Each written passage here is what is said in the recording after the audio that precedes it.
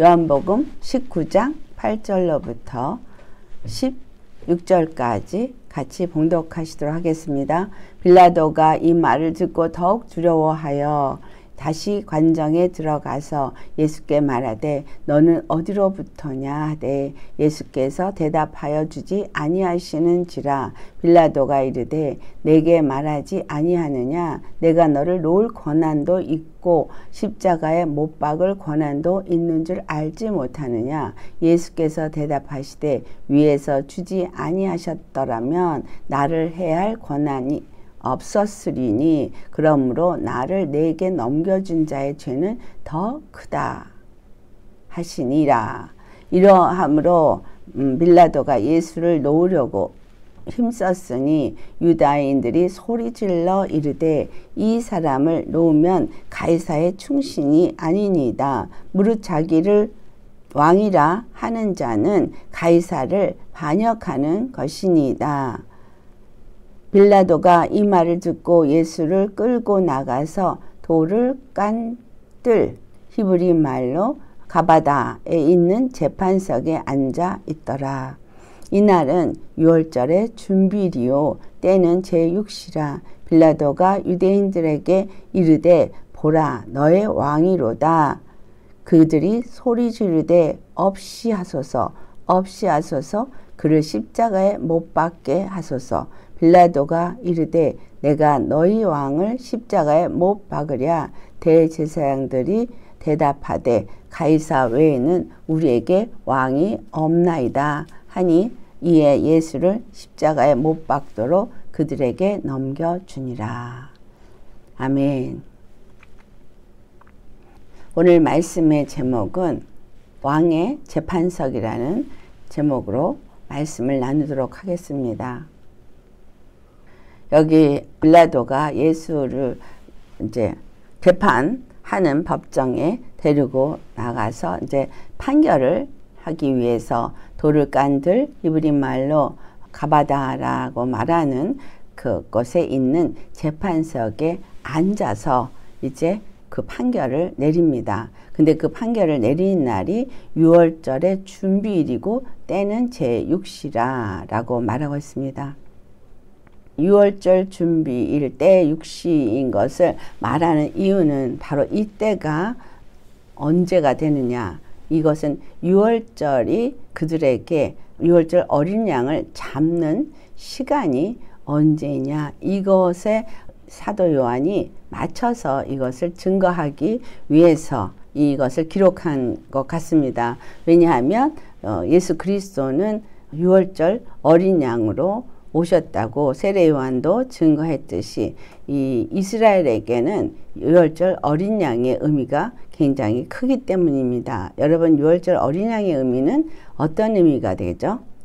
우리가 유월절이다 말하는 이 유월절은 애굽에 속한 사람들과 이스라엘에 속한 자들이 완전히 구별되는 날이었습니다. 그것은 바로 애굽의 장자들은 모두가 다 그 밤에 죽임을 당했습니다. 그리고 이스라엘의 장자들은 죽임을 받지 않았어요. 그래서 그 이스라엘을 향해서 하나님은 하나님의 장자라고 표현을 하십니다. 하나님의 장자라 표현하는 이 장자의 의미가 성경 전체에 흐르고 있습니다. 이 장자의 의미가 너무나 중요한 의미인데 장자는 그 기업을 이어나가는 자가 장자 역할을 하고 있고 아비의 모든 재산을 물려받아서 그 나머지 가족들을 돌보는 일이 장자에게 주어져 있기 때문입니다. 그래서 이스라엘을 향해서 하나님이 장자로 표현한 것은 하나님의 유업을 이어내려가는 하나님의 백성의 그 장자의 의미가 있기 때문입니다. 그래서 유월절은 한마디로 말하면 장자의 죽음이 일어났던 날입니다. 장자의 죽음은 애굽과 이스라엘을 구별하는 날이기도 하지만 이스라엘을 그 애굽에서부터 건져내시는 하나님의 구원의 날입니다.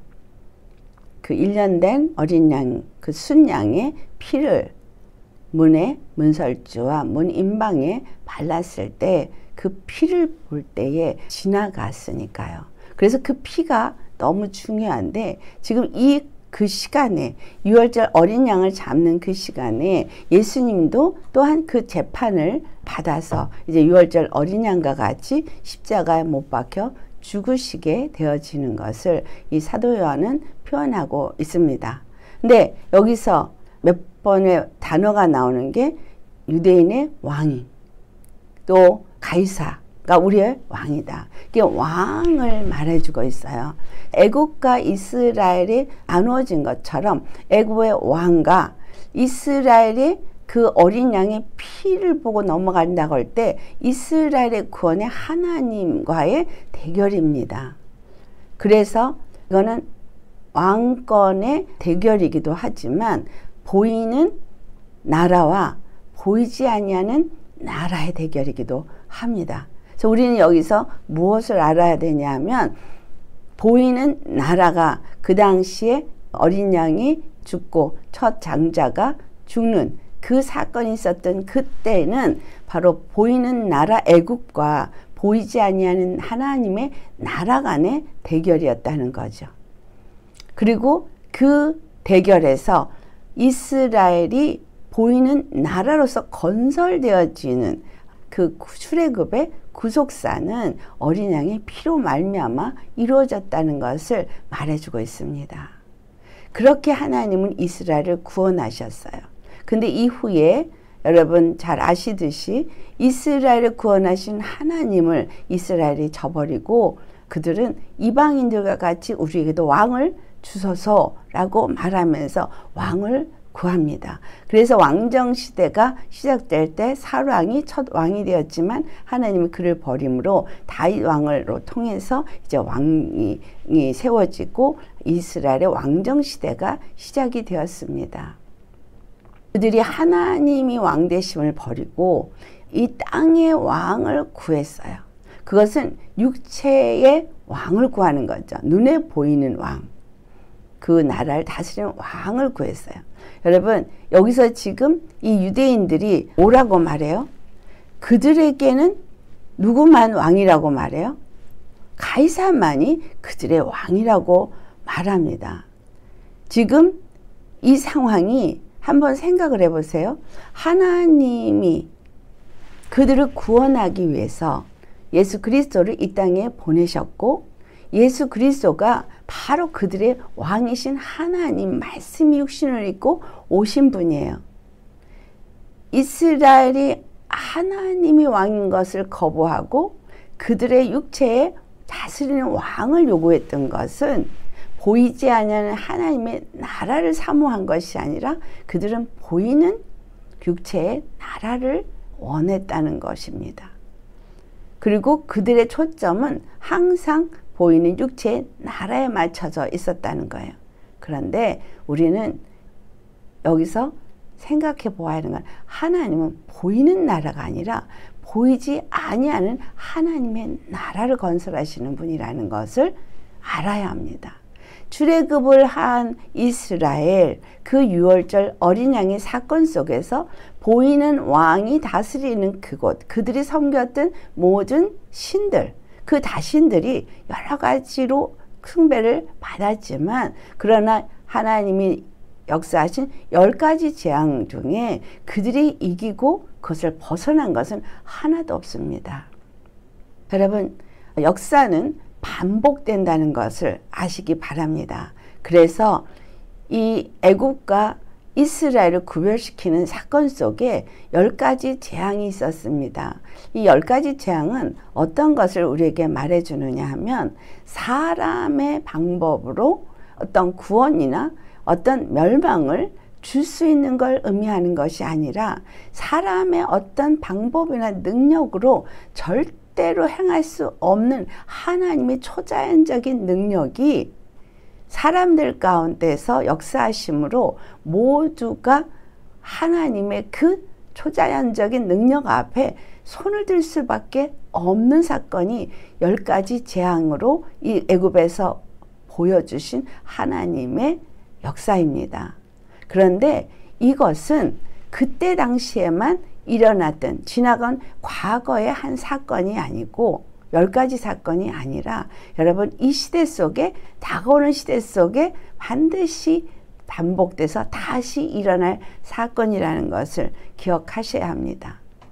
그것이 오늘 우리에게 주는 메시지 중에 하나입니다. 그것은 바로 누구를 왕으로 보시느냐, 누가 그 재판석에 앉았느냐, 이것이 핵심인 겁니다. 내가 세상의 왕의 그 재판석을 만약에 생각하고 신앙생활을 하신다면 여러분은 항상 그 세상 왕의 재판석에서 내리는 판결에 두려워 떨고 그것에 움직여질 것입니다. 그것에 지배를 받을 수밖에 없습니다. 우리 주 예수님이 지금 재판석에 앉은 빌라도에게 그 재판석에 앉게 하는 자격을 준 것이 빌라도는 그것이 가이사라고 생각하죠. 또 유대인들도 똑같이 그것을 가이사라고 생각합니다. 그래서 그들은 이제 예수님이 그들의 왕이 아니라고 버립니다. 너희의 왕을 내가 십자가에 못 박으랴? 그렇게 했을 때 우리에게는 왕이 없나이다. 가이사 외에는 우리에게는 왕이 없나이다 라고 말했어요. 여러분, 이스라엘이 하나님을 지금 몇 번째 배반하는 거예요.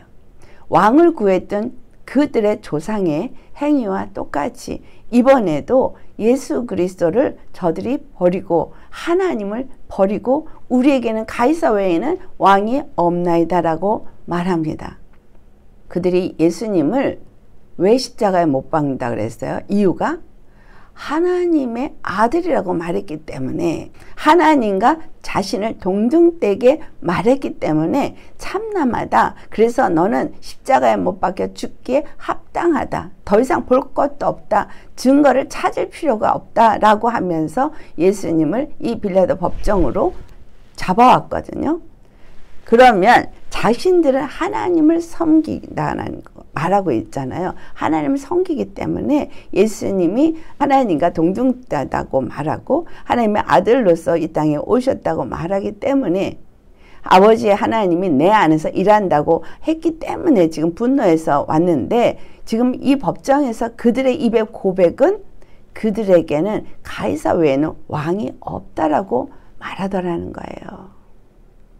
그러니 하나님을 섬기는 하나님의 백성이라고 말했던 그들은 하나님을 섬긴다는 말은 하지만 그들에게 왕은 가이사였다는 거죠.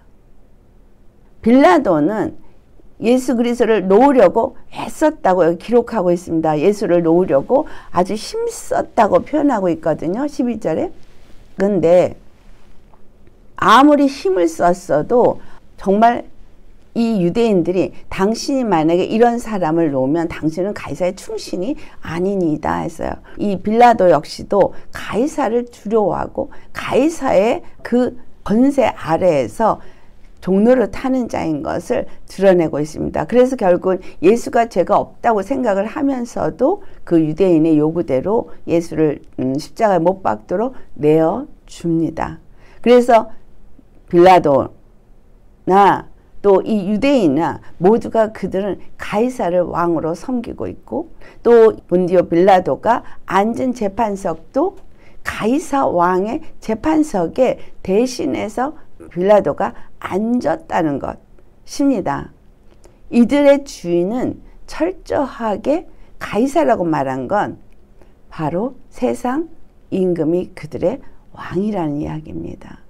예수님은 그들 앞에서 말없이 잠잠히 이 모든 일을 행하시는 것을 어떻게 빌라도에게 대답을 합니까?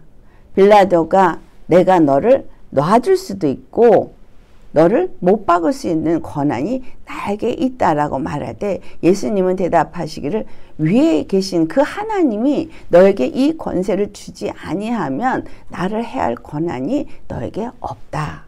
여러분, 로마서 13장에 나오는 말씀처럼 이 땅의 모든 권세는 하나님이 주셨다는 것을 우리는 생각하셔야 합니다. 그것을 늘 기억하셔야 합니다. 그래서 이 땅에 있는 어떤 권세자도 두려워하지 않는 사람은 하나님의 권세 아래 놓여 있는 하나님의 백성입니다. 그래서 오늘 우리가 우리 자신을 돌아볼 때 나는 보이는 왕의 세계 속에서 속해 있는 자요, 그의 권세와 그 모든 권한 아래서 두려워하며 그를 왕으로 섬기는 자이냐, 아니면 보이지 아니하는 나라 속에서 보이지 아니하시나 우리의 왕 되시는 그 하나님 여호와를 우리의 왕으로 모시는 자이냐, 이것이 우리에게 반드시 결정되어져야 하는 문제입니다. 우리가 누구를 왕으로 섬기느냐, 이 유대인처럼 하나님을 섬긴다고 말하면서 우리에게는 가이사밖에는 우리가 왕이 없습니다 라고 말하는 것은 가이사의 통치 안에 그들이 철저하게 있음을 고백하는 행위요 말입니다.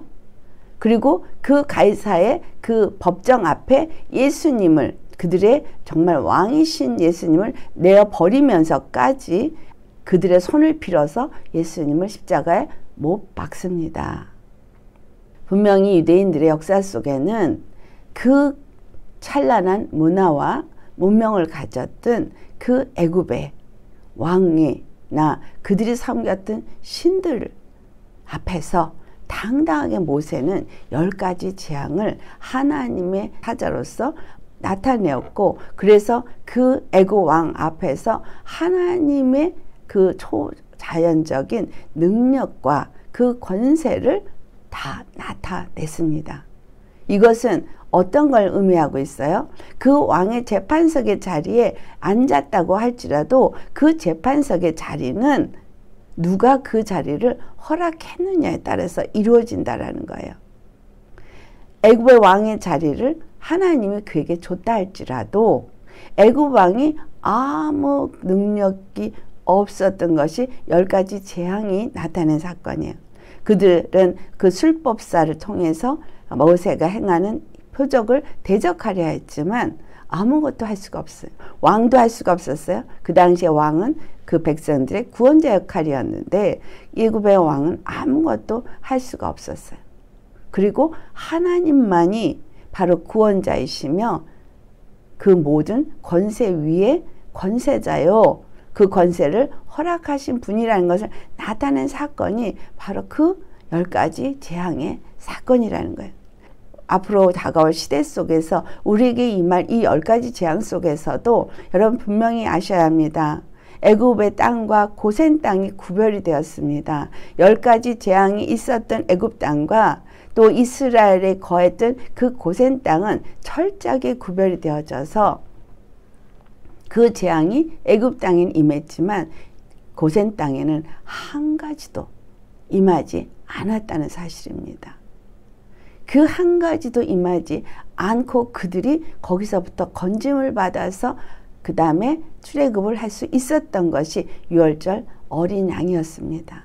예수님이 지금 그 유월절 어린 양이 죽는 그 시점에서 지금 십자가에 못 박히는 이 사건은 그럼 우리에게 무엇을 말해주는 것이냐라는 거죠. 예수 그리스도는 보이지 아니하는 바로 하나님, 그 하나님의 나라의 그 왕권을 가지고 그 나라를 세우기 위해서 죽임당하시는 어린 양이라고 여러분 생각하실 때 바로 출애굽한 이스라엘을 생각하셔야 합니다. 그래서 예수 그리스도가 십자가에 죽으심으로 인해서 이루어진 사건은 우리를 이 보이는 나라의 노예 생활에서 종살이에서부터 건져내셔서 보이지 않은 나라의 백성으로 삼으시는 사건이라는 것입니다. 이스라엘의 왕이 있기를 원하셨던 하나님, 그 하나님은 이스라엘 백성 앞에 무엇을 보여줬어요? 이 세상에 보이는 권세자, 그들을 노예화하였고 그들을 다스리고 통치했던 그 권세가 하나님 앞에서는 무용지물이었다는 것을 분명하게 보여주었습니다. 또 이것을 보여준 사건이 우리 다니엘서를 보면 나타나고 있죠. 다니엘서 3장에 나타나고 있는 사건은 어떤 거였습니까? 그것은 바로 그 다니엘의 세 친구들이었습니다. 다니엘의 세 친구들이 풀무불에 던져졌지만 그러나 하나님 앞에서 그들은 건짐을 받습니다. 여러분, 우리가 정말 무엇을 선택하고 어떤 왕에게 속하여서 그 왕의 재판석이 우리에게 어떤 의미를 주는지를 분명하게 알아야 하겠습니다. 이 느부갓네살 왕이 그 다니엘의 세 친구를 풀무불에 넣었습니다. 왜냐하면 그들이 그 신상에 절하지 않았기 때문입니다. 근데 이들의 믿음이 오늘 우리가 이 다가올 10가지 재앙 가운데서 보이지 아니하는 하나님을 왕으로 모시는 사람들에게는 이러한 믿음이 있어야 된다는 것을 고백으로 우리에게 보여주고 있습니다. 다니엘서 3장 우리 찾아보시겠습니다. 다니엘서 3장 16절로부터 18절까지 같이 봉독하겠습니다. 사드락과 메삭과 아벳느고가 왕에게 대답하여 이르되 느부갓네살이여 우리가 이 일에 대하여 왕에게 대답할 필요가 없나이다. 왕이여 우리가 섬기는 하나님이 계시다면 우리를 맹렬히 타는 풀무불 가운데에 능히 건져내시겠고 왕의 손에서도 건져내시리이다. 그렇게 하지 아니하실지라도 왕이여 우리가 왕의 신들을 섬기지도 아니하고 왕이 세우신 금신상에게 절하지도 아니할 줄을 아옵소서. 여러분, 정말 바벨론에 지금 이들은 끌려가서 바벨론 왕 느부갓네살 아래에서 신하 노릇을 하고 있었던 자들입니다. 그런데 왕의 명령에 불복종하면서 그 풀무불에 던져질 위기에 놓였음에도 불구하고 그들은 왕 앞에서 당당하게 무엇을 말해요? 나는 이 바벨론 왕권 아래에 놓인 자가 아니라는 것을 보여주고 있습니다. 그들이 섬기는 왕은 바로 보이지 아니하는 하나님이라는 거예요. 그들은 이해할 수도 없고 알 수도 없는 그 하나님, 보이지 아니하는 하나님, 그들을 바벨론에 끌려가게 한 하나님이시지만 그러나 이들은 그 하나님을 믿는다는 거예요. 그런데 어느 정도로 믿느냐? 능히 건지실 구원의 하나님인 것을 믿는다는 거예요. 그런데 그리하지 아니하실지라도 라고 말합니다. 그래야지 않아서 우리를 구원하지 않고 왕의 풀무불 가운데 죽는다 할지라도 우리는 왕이 세운 금상, 그러니까 왕의 권세 아래 순복하지 않겠다는 얘기고, 그리고 왕의 신들에게도 절하지 않겠다라고 하고 있습니다. 그래서 느부갓네살 왕이 아주 분노해가지고 그들을 풀무불에 던졌지만 그들은 죽지 않았어요. 우리 27절과 29절까지 같이 봉독해 보겠습니다. 총독과 지사와 행정관과 왕의 모사들이 모여 이 사람들을 본즉 불이 능히 그들의 몸을 행하지 못하였고 머리털도 그을지 아니하였고 겉옷빛도 변하지 아니하였고 불탄 냄새도 없었더라. 느부갓네살이 말하여 이르되 사드락과 메삭과 아벳느고의 하나님을 찬송할지로다. 그가 그의 천사를 보내사 자기를 의뢰하고 그들의 몸을 바쳐 왕의 명령을 거역하고 그 하나님 밖에는 다른 신을 섬기지 아니하며 그에게 절하지 아니한 종들을 구원하셨도다. 그러므로 내가 이제 조서를 내리노니 각 백성과 각 나라와 각 언어를 말하는 자가 모두 사드락과 메삭과 아벳느고의 하나님께 경솔히 말하거든 그 몸을 쪼개고 그 집을 걸음터로 삼을지니 이는 이같이 사람을 구원할 다른 신이 없음이니라 하더라. 여러분, 이들의 믿음으로 인해서 결국은 이방 왕의 입술에서 무엇을 말하겠어요?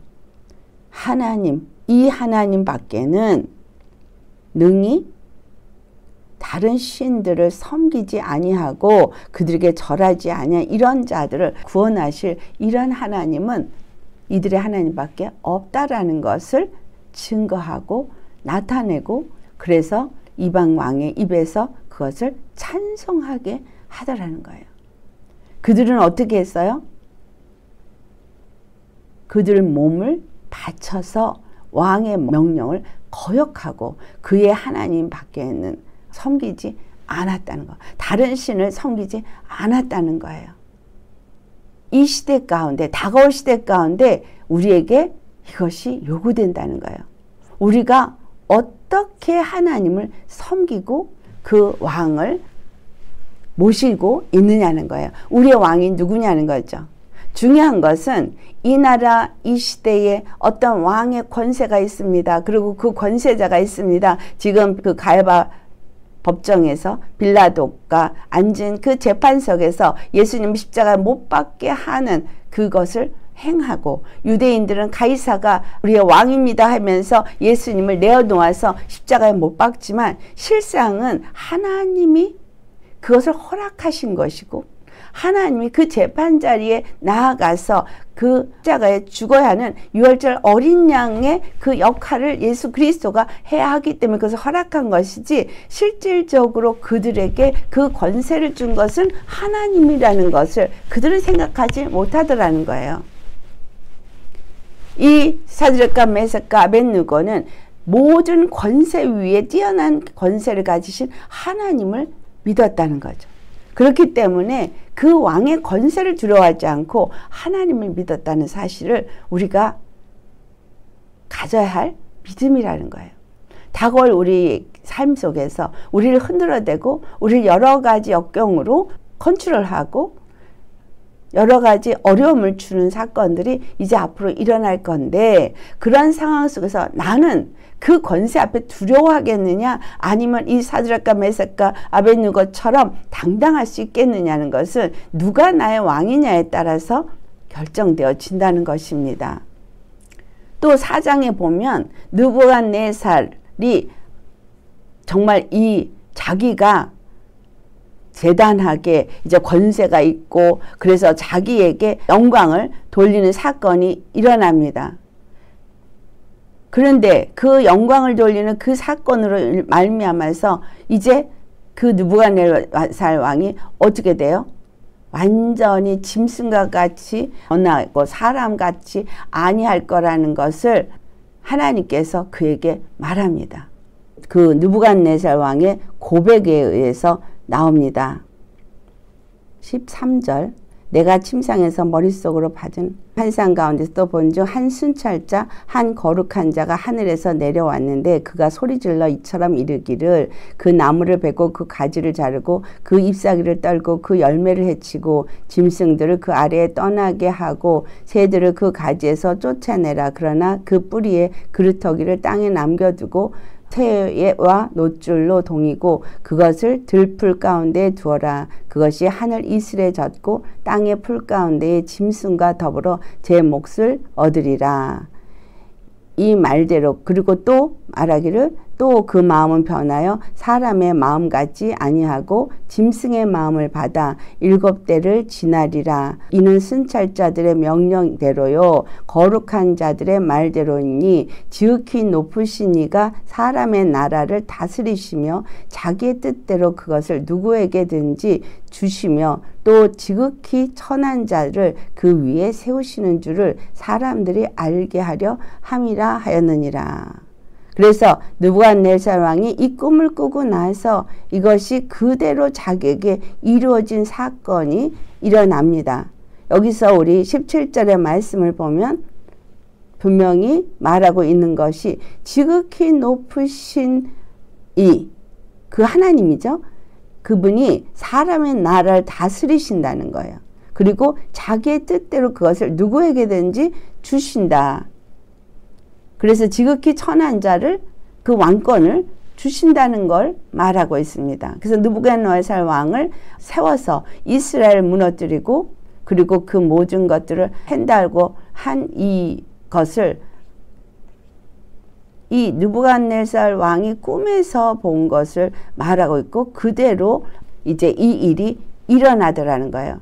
그래서 이 일대로 일어나고 나서 그가 자기의 영광을 스스로가 취하는 30절에 보면 나 왕이 말하 이르되 이 큰 바벨론을 내가 능력과 권세로 건설하여 나의 도성으로 삼고 이것으로 내 위엄의 영광을 나타낸 것이 아니냐 하였더니 바로 이 말이 아직도 나 왕의 입에 있을 때에 하늘에서 소리가 내려와서 이르기를 느부갓네살 왕아 내게 말하노니 나라의 왕위가 내게서 떠나느니라. 하나님이 이 왕권을 주장하고 있는 것을 이 느부갓네살 왕을 통해서 우리에게 확실하게 보여주고 있습니다. 그러니까 이 나라의 권세자들을 세우시는 이가 누구시냐? 저 위에 계신 하나님. 그리고 그들을 세우기도 하시고 그들을 끌어내리기도 하신다는 거예요. 이게 사무엘상 2장 6절과 7절의 말씀을 보면 하나님 여호와는 죽이기도 하시고 살리기도 하시며 또 그들을 음부에 내리게도 하시고 올리기도 하시며 가난하게도 하시고 부하게도 하시며 낮추기도 하시고 높이시는 하나님이시다. 그러니까 이 땅의 권세와 이 땅의 어떤 능력에 우리는 보통 초점이 맞춰져 있습니다. 땅의 권세에게 초점이 맞춰 있고 그 권세 아래 순복하고 있고 사람들의 생각과 방법이 그 모든 일을 할 수 있다고 생각하면서 나름대로 역사하고 있지만 한마디로 말하면 하나님 앞에서 까불고 있는 거죠. 하나님이 모든 권세를 주시면 그들이 가질 수 있는 것이고 그것을 끌어내리면 그들은 하루아침에 끌어내려지는 거예요. 그래서 느부갓네살 왕이 자기가 그 모든 영광을 했다고 생각하면 스스로 했을 때 네가 왕위에서 이제 네가 그 권세를 다 이제 잃어버리고 내가 쫓기게 되었다라고 하면서 그 꿈에 봤던 그대로 이제 이 모든 일이 일어나게 됩니다. 그래서 7대를 그가 정말 지극히 높으신 이가 사람의 나를 다스리시며 자기 뜻대로 그것을 누구에게든지 주는지를 알게 하려고 이 모든 일을 그에게 행하게 하십니다. 그래서 그 기한이 차니까 이제 다시 하나님의 말씀대로 그 기한이 다시 차니까 느부갓네살 왕이 하늘을 우러러 보았더니 34절에 나오죠. 총명이 다시 내게로 돌아온지라. 하나님께서 총명을 주시고 하나님이 다스릴 권세를 주시고 하나님이 그 모든 것들을 주신다는 거예요. 취할 수도 있고 다시 줄 수도 있는 거죠. 그래서 그것을 다시 주시니까 이에 내가 지극히 높으신 이에게 감사하며 영생하시는 이를 찬양하고 경배하였나니 그 권세는 영원한 권세요 그 나라는 대대에 이르리로다 라고 그가 찬송을 합니다. 그래서 그에게 총명이 다시 돌아와서 내 나라의 영광에 대하여도 뭐라고 말해요? 36절 내 위임과 광명이 내게로 돌아왔고 또 나의 모사들과 관원들이 내게 찾아오니 내가 내 나라에 다시 세움을 받고 또 지극히 위세가 내게 더하였느니라. 지극한 위세가 그들에게 더해진 것도 이걸 다 누가 준 거라는 거예요? 하나님께서 주셨다는 거예요. 그래서 그가 37절에 찬양을 합니다. 우리 다 같이 봉독합니다. 그러므로 지금 나 느부갓네살은 하늘의 왕을 찬양하며 칭송하며 경배하노니 그의 일이 다 진실하고 그의 행하심이 의로심으로 교만하게 행하는 자를 그가 능히 낮추심이라. 율법사들, 바리새인들, 서기관들, 대제사장들 이 사건을 모르나요? 다니엘서 그들은 읽는 사람들이고 알고 있습니다. 그럼에도 불구하고 이 하나님을 섬기는 자들이 아니라 그들은 뭐래서 가이사가 우리의 왕이다. 우리에겐 가이사밖에는 왕이 없나이다 라고 말했다는 거예요. 하나님은 보이는 나라 세우시는 하나님이 아니에요. 이 보이는 나라, 권세가 있는 나라, 그리고 거기에서 다스리는 정치인들이 있는 이 나라, 그래서 그들이 서로가 싸우면서 뭔가 자기의 정치를 권세를 취하고 그 자리에 앉아서 자기네들이 원하는 것을 취하려고 하고 있지만 우리가 알아야 하는 건, 믿는 자들이 알아야 하는 건 그 모든 권세는 하늘에서 주지 않은 권세는 절대로 이루어지지 않는다는 사실이에요. 하늘에서 내려 주어야 그게 주어지는데 왜 그렇다면 이 느부갓네살을 왜 세우셨어요? 바벨론을 왜 세우셨어요? 하나님이 왜 바벨론을 이스라엘에게 침공해서 예루살렘을 다 무너뜨리고 그들을 포로로 잡아가게 했어요? 그 이유를 아셔야 하는 거죠. 하나님은 이스라엘의 하나님입니다. 하나님이 이스라엘 버린 적이 없어요. 우리는 구약을 보면 하나님이 이스라엘 버리시지 않았다는 것을, 그분의 약속과 이스라엘 향한 사랑이 어떠한지를 우리는 발견할 수 있습니다. 그들에게 매를 때리기도 하시고 회차리를 들기도 하시고 채찍을 들기도 하시지만, 그러나 하나님은 그들의 하나님이라는 거예요. 이방인의 하나님은 아니십니다. 그래서 느부갓네살을 세우든 모압과 암몬을 세우든 그 다음에 블레셋을 세우든 그것은 이스라엘을 돌아오게 하는 채찍으로 사용하기 위해서 들었다는 거죠. 무수히 많은 사사들을 세우고 선지자들을 세우고 결국에는 그래도 그들이 돌아오지 않기 때문에 바벨론의 종살이를 다시 하게 했다는 거예요.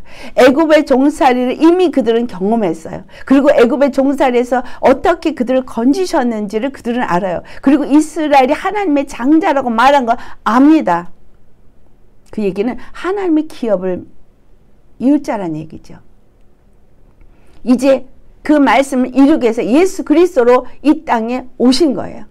이 땅에 오셔서 그 일을 이루기 위해서 오셨고 그것을 말씀을 했는데, 이 유대인들이, 이 바리새인, 이 사두개인, 이 또 서기관, 대제사장, 이들이 이것을 전혀 받지 않더라는 거예요.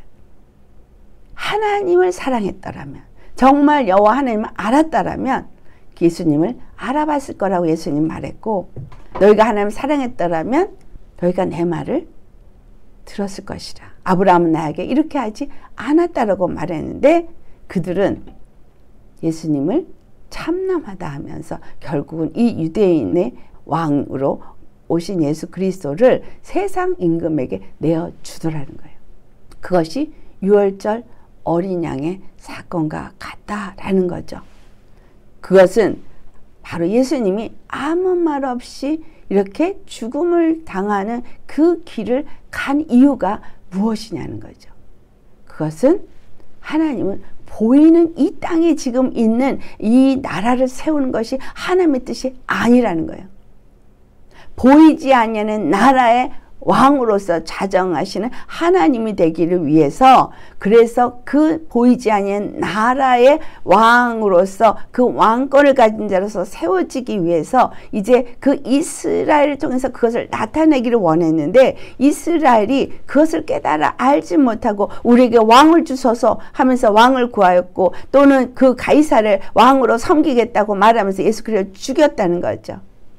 예수를 죽이신 하나님은 보이지 않는 하나님이신데, 하나님은 어떻게 말하죠? 내 법을 저의 생각에 두고 너희들의 마음에 그것을 기록하여서 나는 저들의 하나님이고 저들은 내 백성이 되게 하리라. 이 말씀, 예레미야에게 한 이 말씀이 또 히브리서 말씀에 기록되면서 하나님 그 말씀을 이루기 위해서 예수님을 십자가에 못 박으셨다는 거예요. 그래서 예수 그리스도가 이루신 일은 보이지 아니하는 하나님의 왕권을 가진 하나님의 나라를 세우는 일이었다는 겁니다. 이거에 대해서 우리 한번 전도서를 보시겠습니다. 전도서 3장을 가보시겠습니다. 전도서 3장에 솔로몬 왕이 한 말이 있어요. 전도서 3장 11절을 보시겠습니다.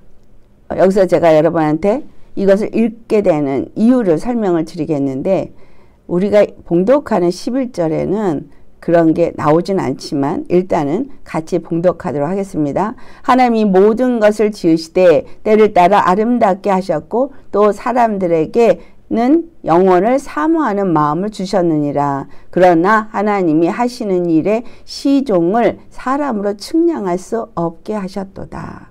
한국말 번역은 이렇게 되어 있습니다. 그런데 킹 제임스 원어 번역에는 어떤 식으로 되어 있냐면, 여기 지금 사람들에게는 영혼을 사모하는 마음을 주셨느니, 이것이 원래는 어떻게 해석이 되어야 하면, 하나님 He hath set the world in their heart 라고 되어 있어요. 그러니까 그들의 마음 안에 the world, 나라를, 세상을 세우셨다는 거예요.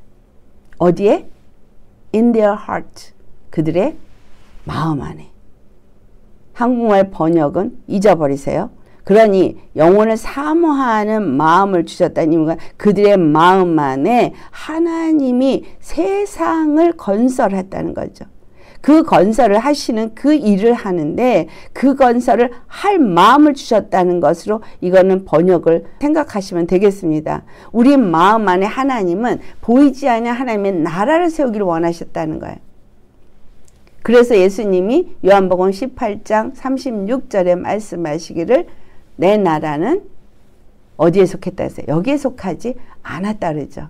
하나님의 나라는 예수님이 속한 나라요. 예수님은 이 땅, 이 유대인들이 말하는 이 나라에 속한 것이 아니라는 거죠. 또 가이사의 그 권세 아래 놓인 것이 아니라는 거예요. 그렇기 때문에 그들 앞에서 당당하게 내어줄 권세를 가지고 그 목숨을 버리실 권세를 사용해서 버리셨고 다시 얻을 권세를 사용해서 다시 부활하신 분이 예수 그리스도이십니다. 이 땅에 속한 분이 아닌 거예요. 사드락과 메삭과 아벳느고도 어때서 이 땅에 속한 자들이 아니었어요. 그냥 바벨론의 치하 아래에서 그들이 신하 노릇을 하고 거기서 종 노릇을 하고 권세 아래에 놓였다 할지라도 그 권세 앞에 복종하지 않을 수 있었던 것처럼 예수님 역시도 복종하지 않았어요. 우리 성경에 나타나고 있는 이 다니엘과 그의 친구들이 절대 보이지 아니하는 하나님 앞에 순복하면서 그들이 행한 행보가 어땠는지를 다니엘서를 보면 잘 나타나고 있습니다. 이 권세 아래에서 우리는 어떤 왕의 권세 앞에 놓여 있느냐라는 거예요. 그 어떤 왕의 재판석에서 내가 가부간에 선악간에 판결을 받는 자이냐는 거예요. 분명히 바벨론의 느부갓네살 왕 앞에서 사드락과 메삭과 아벳느고는 악을 행한 자예요. 그래서 풀물불의 심판에 놓이게 됩니다. 또 다리오 왕 앞에 다니엘서 6장에 가면 다리오 왕 앞에서 이제 다니엘이 사자굴에 던져지는 사건이 또 나오는데 그것 역시도 마찬가지예요. 그 나라에 세워진 법령을 어기는 자에게 임하는 그 사자굴에 던져진 사건 속에서도 그 법령이 내려졌어도 그것에 전혀 굴하지 않고 그것은 내려진 건 내려진 거고 나는 나고 하나님 앞에 절하는 것을 끊임없이 그들이 하나님께 경배하는 것을 했을 때 결국 사자굴에 끌려갔어요. 아까 그 사드락과 메삭과 아벳느고의 냄새, 탄 냄새도 나지 않았다 그랬잖아요. 그러지 않은 정도가 아니라 냄새도 나지 않았다는 거예요. 완전히 생명사계 속에 보호받았다는 거죠. 또 사자굴에 던져졌을 때 사자는 아주 얌전한 고양이처럼 얌전히 있었고 다니엘에게 달려들지도 않았지만 그 이후에 다른 자들은 완전히 사자에게 뼈도 못 추리게 죽었습니다. 이것이 어느 권세 아래 있느냐라는 거예요. 어느 재판석에 앉았느냐라는 거예요. 나는 이 땅의 왕의 재판석에 의해서 선악간에 가부간에 심판을 받는 자이냐 아니면 하나님의 재판석에서 심판을 받는 자이냐라는 것을 우리는 결정해야 합니다. 나의 왕이 누구고 나를 선악간에 판단할 리가 누구냐는 거예요. 세상에서는 칭찬을 받을 수도 있지만 하나님 앞에 그것이 칭찬을 받지 못한다면 나는 하나님의 재판석에 서서 내가 이 땅에서 행한 대로 반드시 그것을 받게 되어져 있습니다. 그 왕은 이 땅에 권세를 주신 왕이세요. 이 땅의 권세자들이 대적할 수 없는 왕이세요. 그분은 보이지 아니하는 왕이시지만 그 하나님은 모든 것을 지으신 분이에요. 그래서 하나님이 모든 것을 지으시되 때를 따라 아름답게 그것을 지었고 그것이 뜻대로 모든 일이 이루어지는데 사람들 안에 하나님은 하나님의 나라를 세우기를 원하신다는 거예요. 그런데 이것에 대해서 하나님 하시는 일의 모든 시종, 시작하고 끝나는 것을 사람으로 측량할 수가 없다고 지금 솔로몬이 말하고 있어요. 그러면서 아주 재미있는 말이 12절에 뭐라고 말하냐면 사람들이 사는 동안에 기뻐하며 선을 행하는 것보다 더 나은 것이 없다라고 말해요. 자기가 깨달은 게 그거래요. 솔로몬은 우리보다 훨씬 더 부유한 것을 경험을 했고 모든 지혜를 가졌던 자이고 이 모든 것을 보았을 때 이 전도서가 그걸 말하죠. 모든 것이 때가 있고 정말 이 해아래 있는 모든 것이 헛되다고 말한 솔로몬의 전도서입니다. 그런데 그가 말한 것이 이제 하나님의 관점에서의 것과 사람의 관점에서의 그 두 가지를 여기서 말해요. 사람은 먹고 마시는 것과 수고함으로 낙을 누리는 것, 그것이 하나님의 선물이라는 거예요. 그냥 이 땅에서 육체의 사람은 먹고 마시고 쉬는 거, 이거를 하도록 하나님이 선물로 주셨다는 거예요. 우리 14절과 15절부터 16절까지 우리 같이 복록해 보겠습니다. 하나님께서 행하시는 모든 것은 영원히 있을 것이라 그 위에 더 할 수도 없고 그것에서 덜 할 수도 없나니 하나님이 이같이 행하심은 사람들이 그의 앞에서 경외하게 하려 하심인 줄을 내가 알았도다. 이제 있는 것이 옛적에 있었고 장래에 있을 것도 옛적에 있었나니 하나님은 이미 지난 것을 다시 찾으시느니라. 또 내가 해 아래에서 보건대 재판하는 곳 거기에도 악이 있고 정의를 행하는 곳 거기에도 악이 있도다. 그러니까 이 땅에서는 이 세상 임금의 재판석에는 악이 있다는 거예요. 그들이 정의를 행한다고 할지라도 거기에는 악이 있다는 거예요. 이 세상의 모든 사람이 행하는 모든 것에는 악이 있다는 거예요. 그런데 하나님이 행하시는 모든 것에서 하나님이 정하신 것은 그 누구도 그것을 바꿀 수 없다는 거예요. 하나님이 세우신 모든 것은 영원히 있고 지금 사람들이 바꾸려고 열심히 애를 쓰고 있습니다. 유전자 변형을 하고 애를 쓰고 있습니다. 뭔가 세상의 기후를 바꾸려고 애를 쓰고 있습니다. 여러 가지 상황을 바꿔서 사람들이 통치하는 나라를 만들려고 애를 쓰고 있습니다. 그러나 하나님이 만드신 것은 누구도 건드릴 수 없어요. 바꿀 수 없습니다. 영원히 있을 것입니다. 그 위에 더할 수도 없고 그것에서 그것을 빼서 제거할 수도 없다는 거예요. 하나님이 이같이 행하시는 것은 뭐 하도록? 사람들이 하나님 앞에서 그를 경외하도록 하기 위해서라는 거예요. 하나님 외에는 다른 신이 없다는 거, 다른 왕이 없다는 거, 다른 구원이 없다는 거. 그래서 하나님은 보이지 아니하시는 하나님이시지만 그들은 보이는 왕들, 보이는 권세들, 보이는 이 땅의 권세를 누리고 있는 그 모든 권세들 그 위에 계신 하나님인 거예요. 보이지 않지만 이 모든 권세들을 다 세우신 하나님이신 거예요.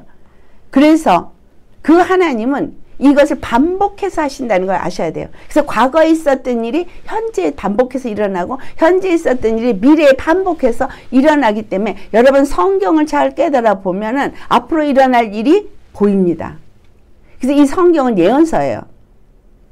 이 땅에 있는 모든 것은 왕이 세워져서 거기서 어떤 재판을 해도 하나님이 이스라엘에게 그 재판을 공의 재판을 하라 그랬고 재판을 굽게 하지 말라 그랬고 그렇게 말을 했어도 이스라엘 재판이 공의를 하지 않았고 그 재판이 잘못된 재판을 했던 것처럼 솔로몬이 말하고 있습니다.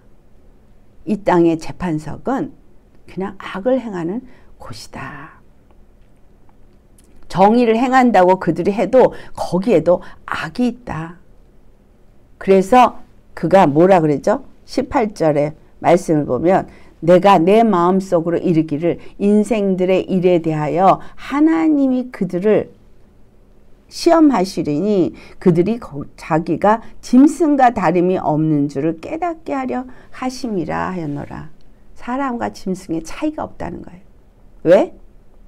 인생이 당하는 일을 짐승도 당하고 거기에 일반이기 때문에 다른 일이 없기 때문에 그들이 짐승도 죽고 사람도 죽고 사람이 짐승보다 뛰어남이 없다고 지금 말하고 있고 그래서 이 땅에서 하는 사람들의 모든 수고가 헛되다고 말하고 있어요. 다만 뭐가 다르냐? 다 흙으로 말미암았기 때문에 다 흙으로 돌아가나니 다 한 곳으로 가거니와 어디로 한 곳으로 다 흙으로 간다는 거예요. 육체는 다 흙이라는 거예요. 그래서 육체의 사람은 짐승이나 육체의 사람은 똑같이 짐승과 다를 것이 없다는 거예요. 그래서 육체에 속해서 육체의 생각을 하고 육체의 마음이 원하는 대로 가면 짐승하고 다를 게 하나도 없다는 거예요. 그러니까 육체의 나라는 그냥 짐승의 나라에서 짐승이 흙으로 가는 것처럼 그렇게 권세를 누려도 언젠가 그냥 땅으로 흙으로 돌아갈 뿐이라는 거예요. 다만 차이가 있는 것을 말하는 것이 21절에 말합니다. 인생들의 혼은 위로 올라가고, 여기서 혼이라고 말했지만 영어로는 spirit이라고 되어 있어요. 그러니까 사람들의 영혼은 위로 올라가고 짐승의 혼은 아래 곧 땅으로 내려가는 줄을 누가 알랴 라고 말해요.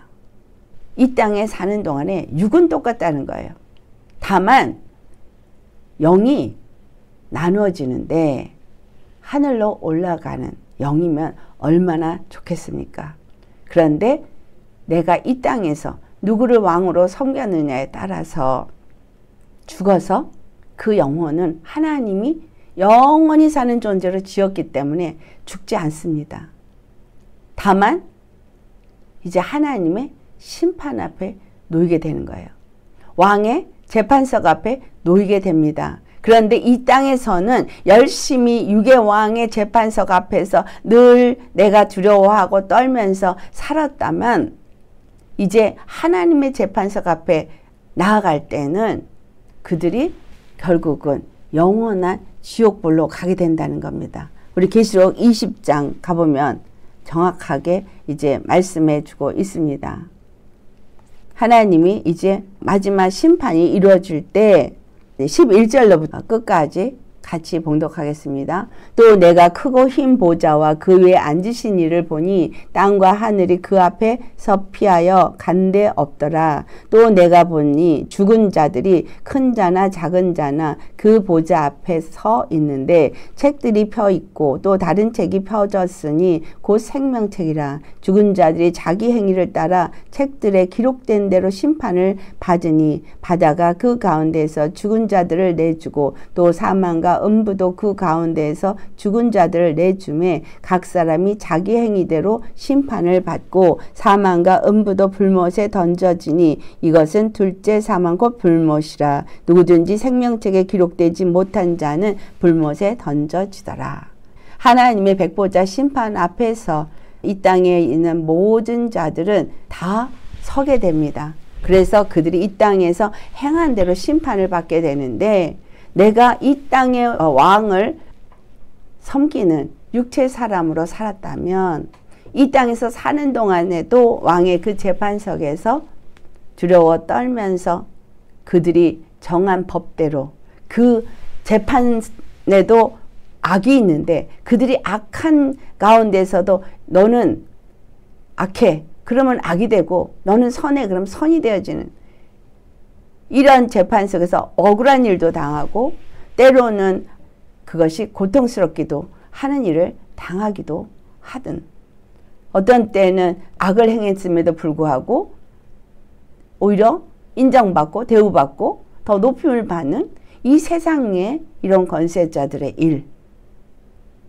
지금 예수님이 빌라도 법정에서 당한 일입니다.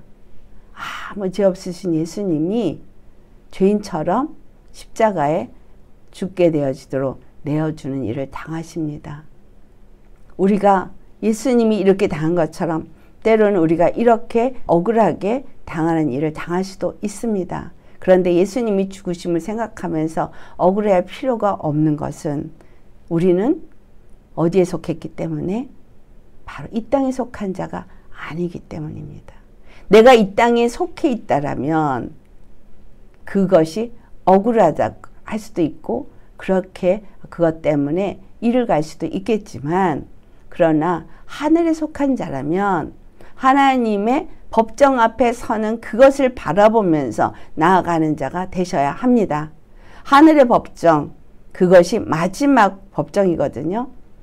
이 땅의 법정은 잠시 동안에 있는 법정일 뿐입니다. 하지만 하나님의 그 법정에 재판석에 앉는 자들은 영원한 심판에 놓이게 됩니다. 그래서 내가 이 땅에서 보이지 않는 하나님의 나라에 속한 백성으로서 예수 그리스도를 나의 주와 그리스도로 섬기면서 그 여호와 하나님을 왕으로 섬기는 자가 되어진다면 우리는 그 생명책의 이름이 기록되어지고 이 땅에서 선을 행하면서 하나님 보시기에 합당한 선, 이 땅에서는 선하다고 말하지 않는 선, 바로 영원 구원을 이루어가는 하나님의 몸된 교회를 세워가는 그 일을 행하는 자가 되어질 때 그들은 영원한 하늘나라로 들어가게 될 것이고 이 땅에서 옳다, 의롭다라고 말할지라도 하나님 앞에서 의롭지 않은 일이라면 영원한 불못에 떨어지게 되어진다는 사실이죠. 그렇기 때문에 여러분 우리는 누구의 재판석에 노인자니까 매일 우리 자신을 돌아보길 바랍니다. 사드락과 메삭과 아벳느고를 기억하시기 바랍니다. 정말 내가 하나님의 자녀라면 그의 백성이라면 이 땅에서 혹 그렇게 어떤 일을 당했을 때 하나님만을 섬기는 당당한 믿음으로 나아갈 수 있겠는가. 어떠한 일을 당해도 정말 말도 안 되는 억울한 누명을 씌우고 결국은 시기 질투하는 자들에 의해서 죽임을 당하는 사건에 노인 다니엘과 같은 자들, 그런 사람들이 있지만 당당하게 조금도 굴하지도 않고 꼴리지도 아니하고 나아갈 수 있었던 건 이 땅에 속한 자가 아니었기 때문인 거예요. 바벨론 왕이나 바사 왕의 그 권세 아래 두려워 떠는 자가 아니었기 때문입니다. 그들은 하나님 앞에서 하나님을 경외하는 자들이었어요. 하나님을 두려워하는 자들이었어요. 어떤 상황에 놓였던 그 놓여진 상황에 그냥 하나님이 허락하셨으니까 하고 그대로 그 상황을 순수하게 순전하게 그걸 받아들였다는 거죠. 이 땅을 살면서 우리에게 지금 주시는 메시지입니다. 어떤 마음으로 누구의 통치 아래서 내가 설 것을 생각하면서 가시겠습니까? 예수님을 십자가에 못 박은 저 유대인들은 하나님의 그 재판석, 진정한 참 왕의 재판석 앞에서는 저들은 영멸의 판결을 받게 될 것입니다. 예수님은 십자가 내어주고 자기네들은 승리한 것 같으나 그들은 마귀에게 쓰임받다가 영원한 형벌을 받는 자가 되겠죠. 하지만 그 유대인들에게 조롱과 핍박과 그리고 또 버림을 받은 예수님은 영원한 왕으로서 좌정하셨습니다. 우리가 정말 이 다가올 시대에 다시 한번 말씀드립니다. 10가지 재앙 중에서 마지막 재앙인 장자의 재앙은 모든 것을 마치는 끝에 일어난 재앙이었습니다. 모든 것을 마치는 이 재앙의 끝에 그들은 하나님의 말씀대로 유월절 어린 양이 피 바른 집에 있었기 때문에 구원을 받았습니다. 우리가 유월절 어린 양으로 오셔서 십자가를 친 예수님이 나의 왕이 되어주고 우리가 피할 때에 우리는 마지막 재앙 속에서 건짐을 받습니다. 구별됩니다. 아멘. 여러분 확실하게 예수 그리스도가 저와 여러분의 왕이시고 구원이시고 그 나라에 속한 자가 되셔서 그의 재판석, 바로 선악간에 판단하신 재판석은 십자가라는 거예요. 그 십자가의 도가 나에게 이것이 선하고 이것은 악하다 하면 그 말씀 앞에서 이 땅의 법이 아닌 하나님의 법에 선악간에 판결받고 하나님을 만날 그날을 기다리며 백보자 심판 앞에 나아갈 그것이 항상 우리 앞에 노인자가 되어져서 넉넉히 이 땅에서 일어날 일들을 기쁨과 즐거움으로 통과할 수 있는 저와 여러분 되시기를 예수님의 이름으로 축원합니다. 아멘. 주 안에서 정말 예수님만을 바라보고 가면 누가 나를 억울하게 해도 누가 나를 힘들게 해도 그냥 묵묵히 하나님만 바라보면서 가실 수 있겠죠. 그쵸? 왜냐하면 우리는 그들의 권세 아래 있으나, 그들의 권세 아래 순복하고 있으나, 그러나 그들의 권세 아래 놓인 자가 아니기 때문입니다. 아멘. 이 말씀 우리 생각하면서 주님 앞에 또 감사로 기도하며 우리 승리하는 매일의 삶이 되시기를 예수님으로 축원합니다. 기도하시겠습니다. 할렐루야. 거룩하신 아버지, 감사드립니다. 참으로 내가 누구에게 속한 자요? 나의 왕은 누구신가? 또 그 왕의 재판석 앞에서 놓인 예수님을 보면서 아버지, 정말 빌라도는 예수님을 십자가에 내어주고 유대인들은 정말 예수님을 버리는 이 사건 속에서 나의 심령 속에 나는 예수님을 버리는 자는 아닌가? 어떤 두려움 때문에 예수님을 부인하는 자는 아닌가? 또 그런 자리에 놓일 때 그럴 수 있는 자는 아닌가? 우리 자신을 돌아보기 원합니다.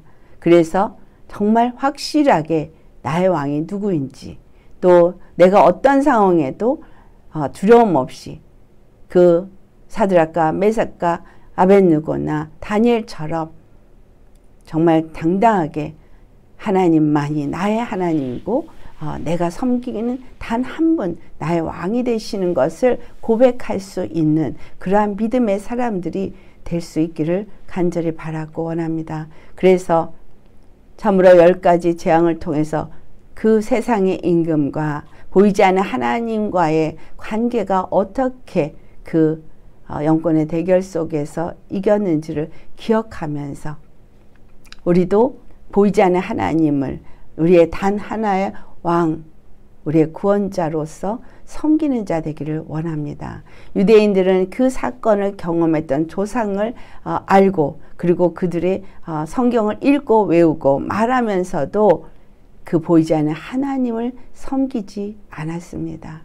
아버지여, 참으로 이방인된 우리들에게 하나님을 섬길 수 있는 기회를 주신 감사합니다. 예수 그리스도의 십자가를 통해서 우리가 구원을 받고 정말 하나님을 아바 아버지라 부를 수 있게 하심을 감사드립니다. 이제 참으로 우리가 죽음의 순간에 온다 할지라도 그 어떤 순간에도 우리가 피할 수 있는 것은 오직 예수님 품 안인 것을 고백합니다.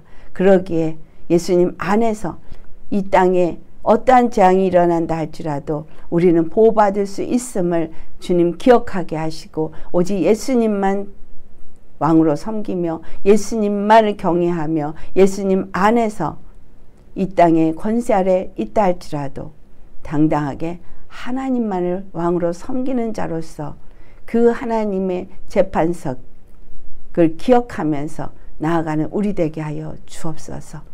예수 그리스도의 그 십자가가 우리 앞에 늘 우리의 재판석입니다. 선악간에 공의로 판단하시는 하나님 앞에서 아버지, 우리가 늘 공의의 길을 가게 하시고 공의의 재판을 하게 하여 주옵소서.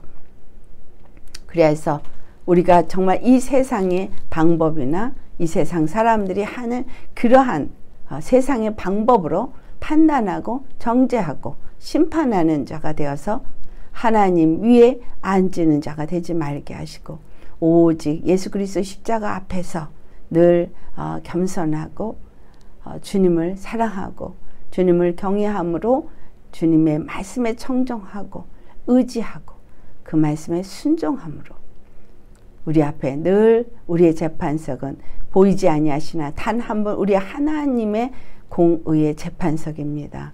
그래서 그 앞에서 우리 자신을 돌아보고 또한 다른 사람들도 돌아보아서 우리 형제의 죄를 용서할 수 있게 해주시고 우리를 죄에서 구원하신 하나님의 보혈만을 기억하면서 마지막 재앙으로 이 땅이 마무리되어질 때에 아버지, 우리는 주님 안에서 영원한 영생에 들어갈 수 있게 하여 주옵소서. 주시는 은혜에 감사하고 또 감사하며 우리 주 예수님만을 의지하고 나머지 우리 인생의 삶을 살아 날마다 승리하며 주님께 영광 돌릴 수 있는 자 되기를 바라옵고 감사하고 우리 주 예수님의 이름 받들어 기도드리옵나이다. 아멘.